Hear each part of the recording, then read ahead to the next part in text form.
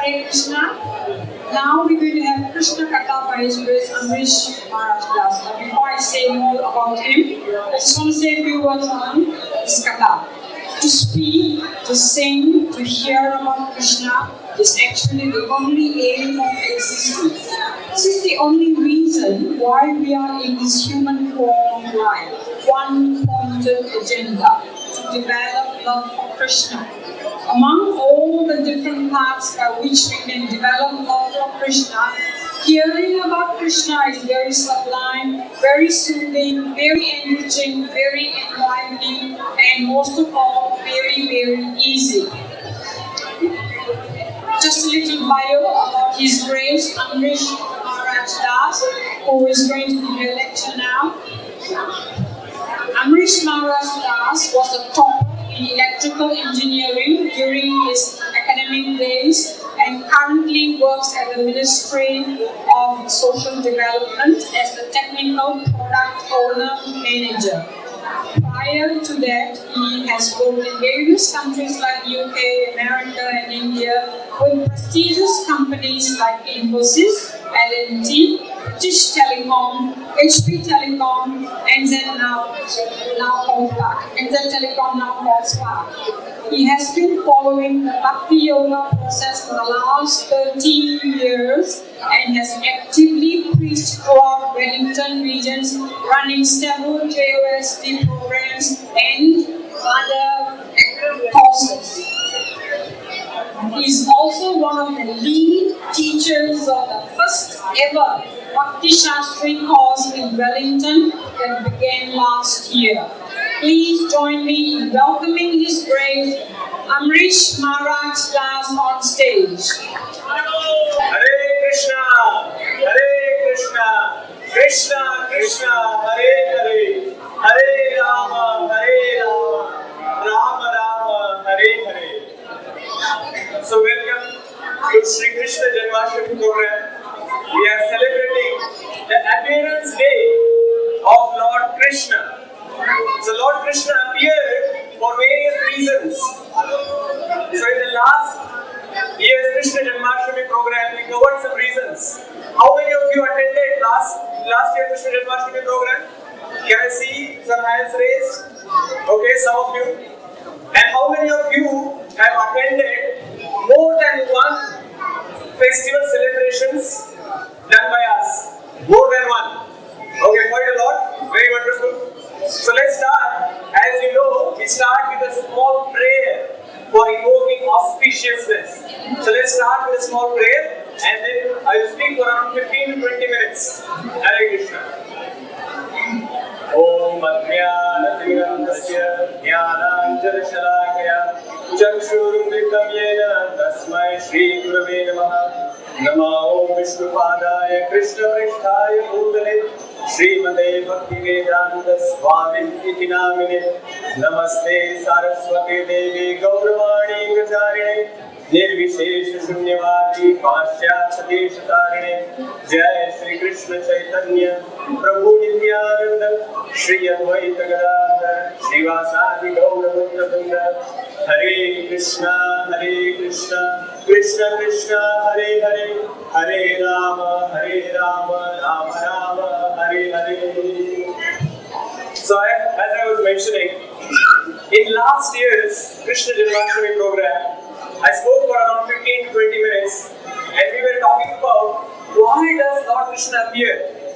So there were three reasons that we looked at, and one of the main reasons that we spoke about last week or last year was that he comes to re-establish the principles of religion. And he comes at a specific time.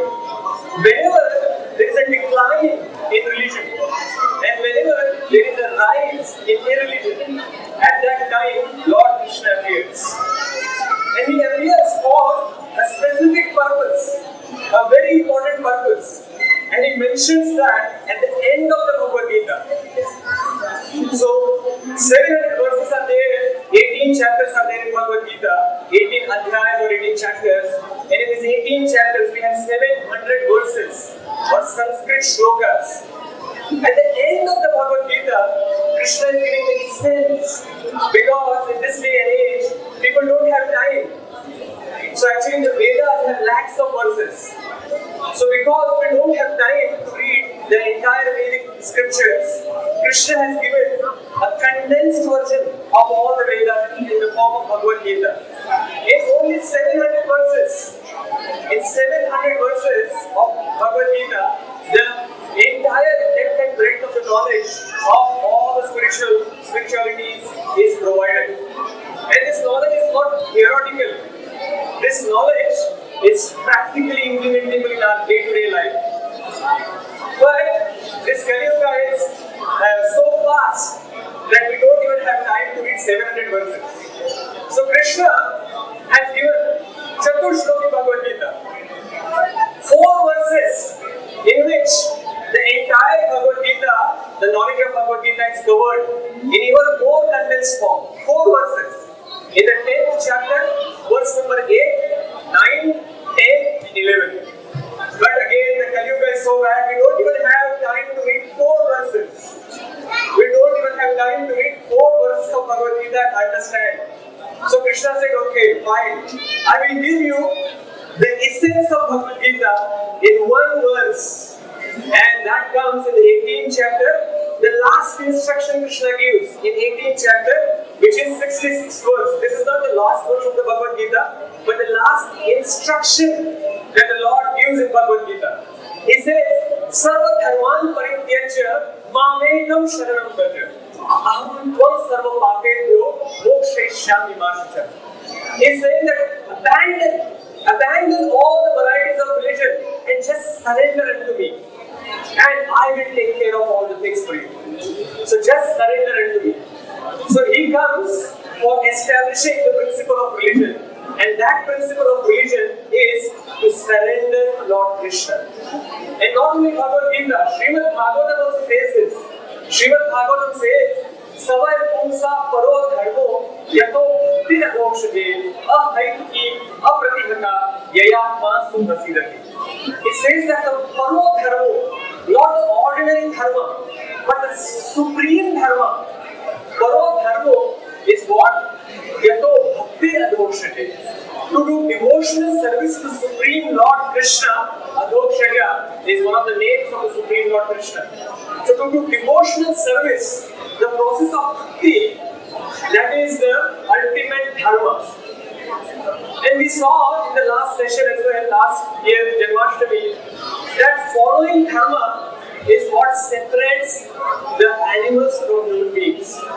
Animals don't have any dharma. Only the human beings follow dharma. And we have this higher intelligence by which we are supposed to follow this dharma of the devotional service. If we don't follow this dharma, then it says that we are no better than probably two-legged T-Rex version of animals. So this is the opportunity for all of us. But someone was asking last year that in this Kali Yuga, Krishna is not in front of me. So how do I follow and surrender into him? How do I do devotional service? So we looked at this verse, Kali Kale Nama Rupe Krishna Avatar. In this Kali Yuga, Krishna has appeared in the form of his holy name. And all the potency of the Supreme Lord is actually condensed in his holy name. And because there are so many names of the Supreme Lord, the Lord also mentioned what name to chant. In Kali Sankara Upanishad, one of the Upanishads which is very important Upanishad for this Kali Yuga, because the Kali Sankara Upanishad tells us how to get over, how to cross beyond this Kali Yuga. So in Kali Sankara Upanishad it says, Hare Krishna, Krishna Krishna, Hare Hare, Hare Rama, Rama Rama, Hare Hare. Iti Shodashakam Namna. These 16 words, it says, Iti Shodashakam Namna, Kali Kalmasha Nashanam, Nataha Parataro Payaha, Sarva Vedesha Drishyate. It is saying, this Kali Sankara Upanishad is saying that this 16-word mantra, which is Hare Krishna Maha Mantra, is the most powerful mantra.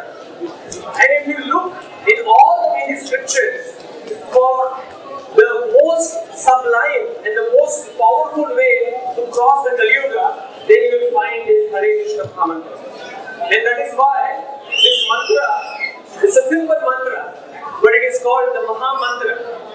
It's not very difficult to chant. The words are not difficult.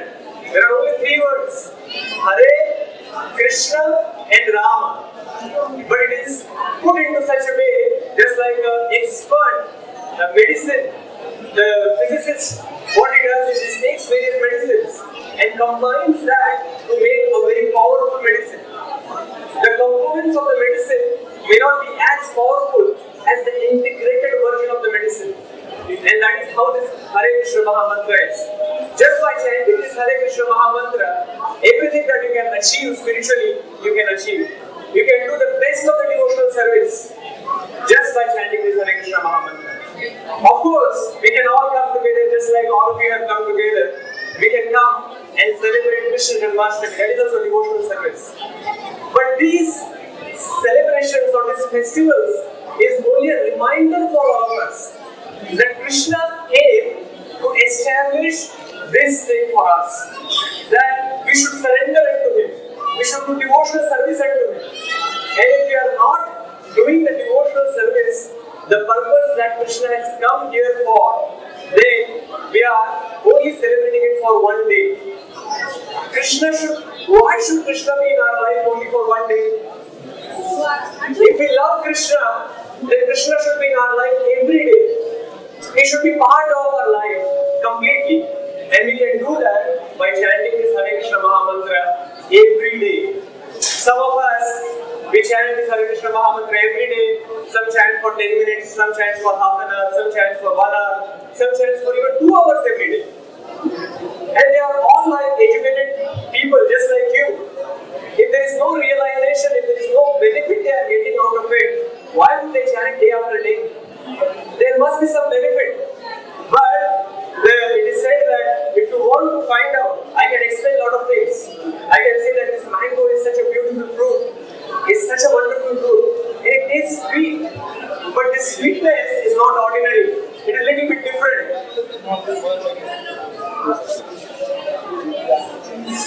But no matter with how many words I explain how mango tastes, you won't be able to understand how really mango tastes. The real way that to taste the mango is to take the mango and eat it. Then you will understand what is this sweetness, why mango is the king of all fruits. So I explain it with 100 words, 1000 words, I give lecture for 20 minutes or 2 hours, still you will not be able to understand. Similarly, this power of the holy name or the importance of the realization that you can get by chanting the Hare Krishna Mahamantra can only be understood by chanting it. So I am requesting on this special occasion, this is the birthday as such of Lord Krishna, isn't it? And on birthdays we give the birthday boy a gift. So I am asking for that gift from you and that you give it to Lord Krishna. You give 10 minutes of your time every day. Then you chant the Hare Krishna Mahamantra for 10 minutes.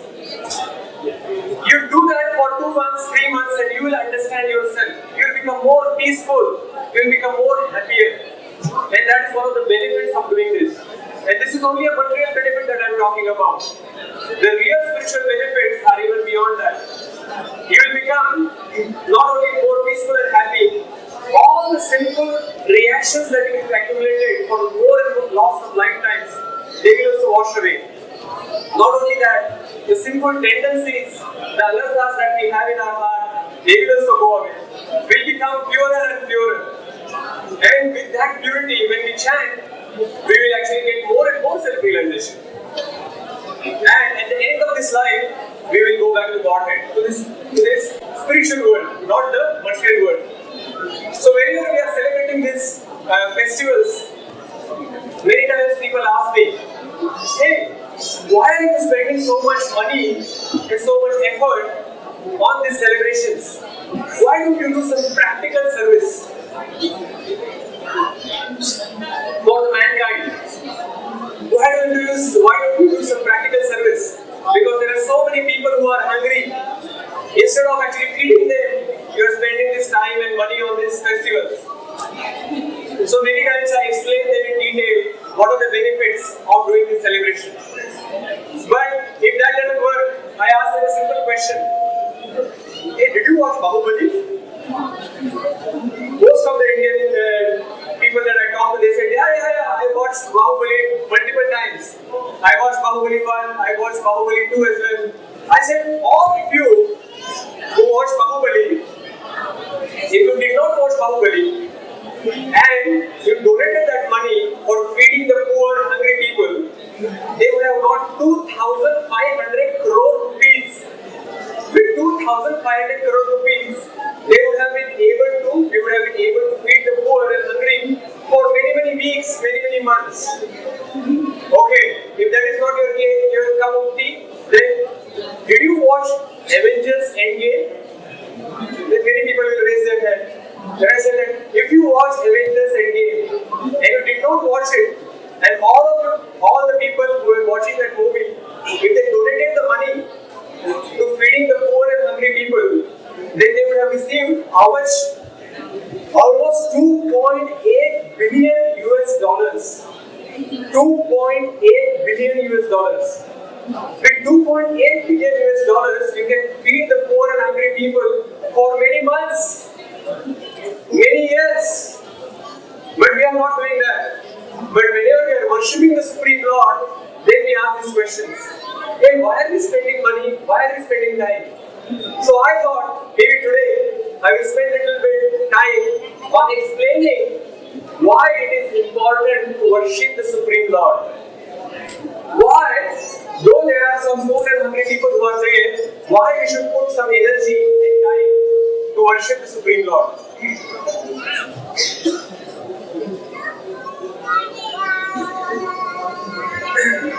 So I will start with an example.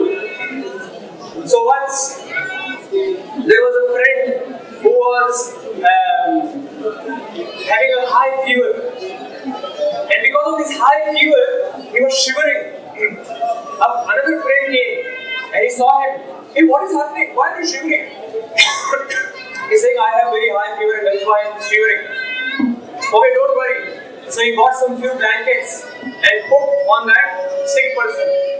He said, now are you feeling better? He said, yes, now I am actually the shivering has reduced. So he said, well done. And he goes. Then after some time, another friend comes and he's a doctor. He says, what is happening? He's saying, I am having high fever and that is why I am shivering. So did you take any medicine? No. Oh, let me check. And he checked this patient, took his blood, sent him for the blood test, and then found out this person had malaria. Now, if this person has malaria, will, just by putting the blankets on this person, is that going to help this person? It may help temporarily, maybe for 1 hour, 2 hours. But if you really want to cure that person, then he has to actually take the medicines which is given by the doctor friend. Now if you look at these two people, one who actually gave the blanket to this sick person and one who gave medicine to the sick person, the intentions of these two people is really good. It is not that the first person wanting to harm this person. They both want to actually help this sick person. But there is still a difference. One person is providing a relief that is temporary and the other person is providing relief which is little bit long lasting and it is going to help this person really. It doesn't mean that the blanket was not important. Blanket is also important. But what is more important is giving him the medicine by which this person is going to get cured. Now, between these two people, there is one important difference apart from these benefits that the person is receiving. And that important difference between these two people is the difference in their knowledge. What do they know? That defines what they know about what to do, how to help people. So the knowledge of the doctor friend was more than the knowledge of this other friend. With this higher knowledge, this person was able to help this friend in a better way. So both had good intentions, but one because of the higher knowledge was able to help the person in a better way. So this higher knowledge is required. And this higher knowledge is given in Bhagavad Gita. So how we can help the person? So we can help, for example, if a beggar is begging, we can give him some food and we will be able to help the person by giving the food because now his hunger is gone for few hours. But if you want to help him in a better way, then what we can do? Maybe we can find a job for him. He will be able to earn on himself. If he earns himself, then he will be able to feed himself for many months, many years like that. But do you think that now that this person who has got the food and the job, is he going to be happy? If that was the case, everyone who has food and job would be happy. Is everyone who is having food and job, are they all happy people? No. They are still having some other problems. Maybe they don't have problem of hunger. Maybe they don't have problem that they don't have job. But they still have other problems. And they are still unhappy. So just the food and job is not going to help everyone. We need to actually find some other solution. And that solution is actually given in Bhagavad Gita.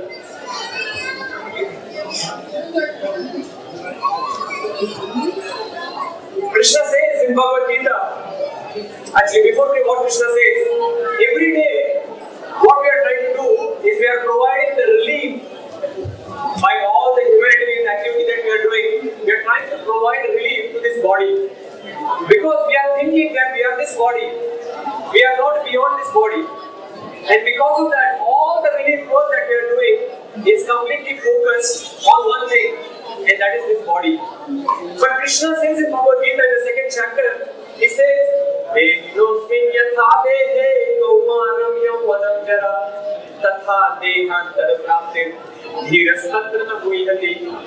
So Krishna is separating between the body and the spirit soul. He is saying that the body is temporary and the spirit soul is eternal. The soul passes in this body from boyhood to youth to old age. And at the end of the life, the soul passes into another body. And a sober person is not bewildered by such a change. So the soul is the main entity in this body. This body is already dead. Body is not that important.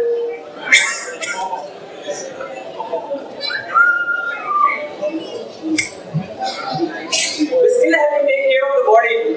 But if the body was very important, then why do we burn the body when a person is dead? Why don't we preserve that body for years and years to come? As soon as the person is dead, we actually burn the body or bury it. Isn't it? So if body was that important entity, then we would have preserved it. But as soon as the soul leaves the body, because the important entity in the body has gone, we immediately say that this body is now useless. We want to actually get rid of the body. Isn't it? So soul is the most important entity. But what we are focusing on 24/7 is one thing, on the body. On this sharir, we are focusing on sharir, not on atma. So this body, we have to take care. We have to remain healthy. But the most important entity is the spirit soul, atma within. And we have to do something for this atma. Otherwise we are not going to be happy. Otherwise we are not going to get the ultimate benefit that we want. So how do we do that? What can you do for the spirit soul? The spirit soul, as I said, it is spiritual. It is not material. So there is nothing material that you can do which is going to help or satisfy the spirit soul. There is only one thing that you can do. The spiritual entity, we have to offer something spiritual. So we have to connect the supreme, the soul within us to the supreme Lord, who is also spiritual. And this process of connecting the soul to the supreme Lord or the super soul is called yoga, or in Western what we call yoga. Yoga is not the bodily kind of exercise. Yoga Sanskrit word which comes from this root word called yujam. Yujam is to reconnect. Now for reconnecting, you need to have two things. There are 2 points which you can reconnect. And those 2 points which are Atma and the Supreme Lord or Paramatma. And this process of connecting Atma with Paramatma or the soul with the Supreme Lord is the process of yoga. And Krishna in Bhagavad Gita gives various different processes by which you can connect this Atma to the Supreme Lord. They are called Karma Yoga, Jnana Yoga, Ashtanga Yoga, Bhakti Yoga. But after giving all these processes, Krishna says that Matmanako, Madabhakto, Madhyajimam Namastu. So he's saying, become my devotee. So he's saying that the Bhakti Yoga is the most easy, most sublime, and it gives you the best of the results. And by following this process of Bhakti Yoga, you can make a lot of progress. So there is one story that I want to share of Srila Prabhupada, which will summarize what I am telling. So once, more time,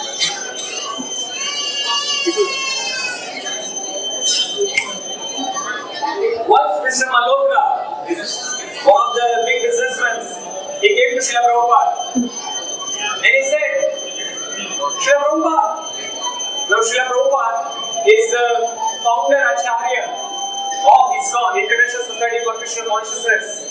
This Journey of Self-Discovery program is part of ISKCON. And we are running this program, but everything, it has been started by Srila Prabhupada. So Srila Prabhupada, this person, Mr. Malhotra, came to Srila Prabhupada and asked this question. Srila Prabhupada, why are you spending lakhs and crores of rupees in building these big temples? Why are you actually spending these lakhs and crores of rupees in organizing big events and spreading the knowledge of Bhagavad Gita? Why don't you do some practical service? So he said, okay, I'll explain to you. He said, you are a businessman, right? You are a big businessman. You are sitting with Tatas and Birlas. So assume that one day you go to your friend Mr. Mitra and you have breakfast with him, you have lunch with him, you will have dinner with him. Whole day you spend with him and his family. Of course, now you know them very well, right? And then you go away. After a few days, you see you are driving on the busy streets of Mumbai, and you see this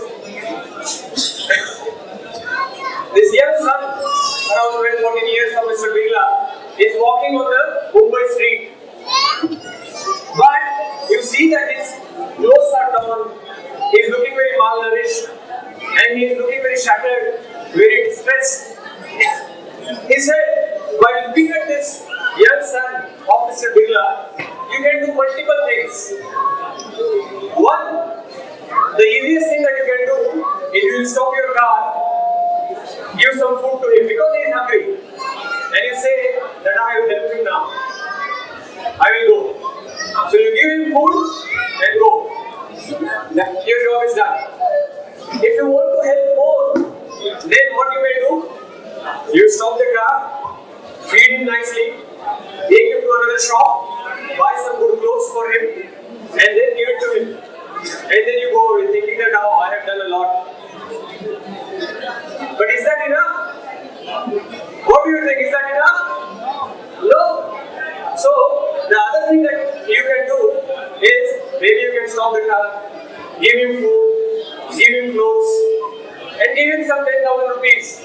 Or here if you find him on Wellington Street, give him some $1,000. With that, you will be able to feed him for a few days. And then you go away thinking that oh, you have taken care of him. But if you really want to help him, then what you will do? You will stop the car, get him in the car, take him home. At home, you of course feed him, you give him good clothes, and then you ask him, hey, you are such a rich person. Why are you roaming on the street like this? He may say, oh, because I fought with my father, and in the feet of anger, I ran away from home. And this material world has made this mera haal behal ho gaya. Now I am worried that how can I go back to my father? Will he accept me? And I am really scared to do that. You can explain to him that your father is more eager. He is also very eager to have you back. Don't think that he is not going to accept you. He is so eager that he is trying to find you. And if I just give him a phone call, you don't even have to go to him. He will come to you. He said, our situation is like that. We are the spirit soul. We have been in the spiritual world. But we have fought with our Father Sri Krishna. And we have come to this material world. In this material world, we are suffering. And in this suffering material world, we can do so many things. We can help this person by giving some food. We can give some clothes. We can give some shelter. Or we can give some money. But these are all going to be temporary benefits. If you really want to help, then you have to connect this soul to the Supreme Lord. As soon as you get connected to our rich Father, Father is very eager. Krishna is waiting for us. That is why He appears millennium after millennium to collect all these fallen souls like all of us. He wants to take us back. And that is why He comes. And He shows us glimpses like advertisements. He comes and performs pastimes. And He wants to say that please come. Why are you suffering in this material world? Come to my spiritual abode. In the spiritual abode, the name itself is called Vaikuntha. Kuntha means miseries. The place where there are no miseries is called Vaikuntha. So come to this place where there are no miseries. I am here to take you. But we say, no, we are not interested. So this is the situation. He says that the ultimate benefit that we can provide to each and every human being or each and every living entity, not only human beings, but the plants, animals, anyone, is to actually connect them to the Supreme Lord. If we just connect them to the Supreme Lord, we are actually giving them the original, the most important happiness that we were looking for. The soul's original identity or the characteristics is that it is Sat, Chit and Ananda. Sat means it is eternal, Chit means it is full of knowledge, and Ananda means full of bliss. We are all happy originally, but we have forgotten that happiness. By connecting this spiritual entity to another spiritual entity, the Supreme Lord, we will regain our consciousness, we will regain our happiness, and that is how we can actually help ourselves as well as our friends nicely. So this is how we can understand that we can actually do so many humanitarian activities by giving them food, shelter, clothing, which are all important. I am not saying that they are not important. We should do all that. But that is only going to give us a temporary benefit. We should not forget that the ultimate benefit that we can give is by connecting ourselves first and then our family members, our friends to the Supreme Lord Krishna. And these festivals, these celebrations are occasions where it is a reminder for all of us. Krishna has come, but we are celebrating now. 5,000 years ago he appeared, but we are celebrating every year to explain, to remember, to remind us that Krishna is our Supreme Father and we should get connected to Him. And as I explained before, in this Kali Yuga, the best way to connect is through Hare Krishna Mahamantra. So Hare Krishna, Krishna Krishna, Hare Hare, Hare Rama, Rama Rama, Hare Hare. There is no better method to connect to the Supreme Lord than by chanting of this Hare Krishna Mahamantra. I am requesting you all of you again that on this special occasion, please give this gift to Krishna. 10 minutes of your life. He has given you 24 hours every day. He's not saying that in one day I will give you 24, the next day I will give you 20 hours only. Every day you have been given 24 hours. And this body on which you are spending these 24 hours is temporary. This soul is eternal. You should try to actually spend at least 10 minutes for him by chanting this Hare Krishna Mahamantra. So please, on this special occasion, when you are now taking darshan, we are going to do darshan of the Supreme Lord again. We have this Laddu Gopalji here, and there is a chula as well. You are doing the chula for that. At that time, it is like you are meeting the Supreme Lord, and that is the time you are meeting the birthday boy. You pray to him, say that please take me back. He will say, what are you going to do for it? You promise to him that I will spend 10 minutes of my life, of mine every day to chant your Hare Krishna Mahamantra. Just see, try doing that for 1 month and you will see the difference in yourself. Just for 10 minutes you chant this Hare Krishna Mahamantra continuously and you will find that your life is changing. Your life is transforming. It is a tried and tested method. It is not a method that you have to follow for many years before you can get some realization. Within 1 month, you will find some difference. If you don't find any difference in yourself, if you don't find that you have become a calmer or happier person, then give it up. I'm not going to ask you to chant again. Just give it up. Okay? But at least try for 1 month. Chant it 10 minutes every day, this Hare Krishna Mahamantra, and see what difference it makes in your life. Thank you very much. Hare Krishna.